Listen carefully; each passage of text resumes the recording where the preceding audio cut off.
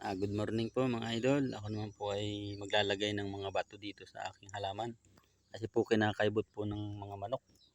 Yan po. Oh. Tagan kaibutin ng mga manok. Kaya ngayon lalagyan ko nito. Para hindi na nila makaibot yan. Tapos po dito sa kabila. Yan. Ito malaking bato mga idol. Ito po kasi ang puno niyan. Ito ang puno nito. Ayan ang puno mga idol. Kaya lalagyan ko pa yan ng lupa. Lalagyan ko pa ng lupa yan mamaya. Kawawa naman oh. Napapag-ipit-ipitan na. Ay may mga bunga na po ito. May mga bunga na po. Itong aking tanim na itong pinagkakaabalahan kong ari.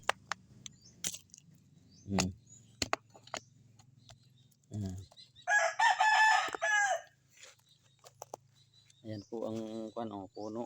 Kinakaibot ng manok kaya nilalagyan ko ng mga bato. Ito po ang mga bunga mga idol. Oh. Daming mga bunga. Oh. Ayan. Ayun oh, laki. Ayan. Tapos yung aking talbusan, bagong tanim, saka yung gabi. Ayan oh.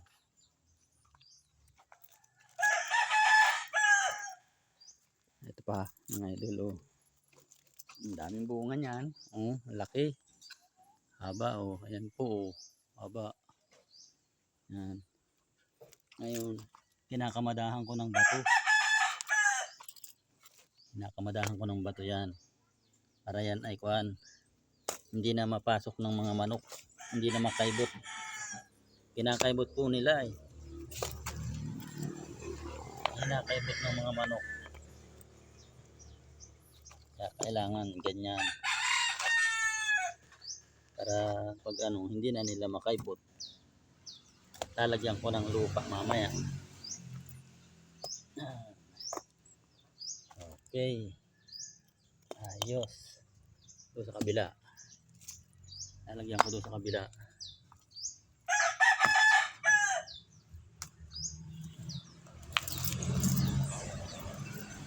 Ito, kulang pa dito. Tsaga-tsaga kasi nilang kaibutin yan.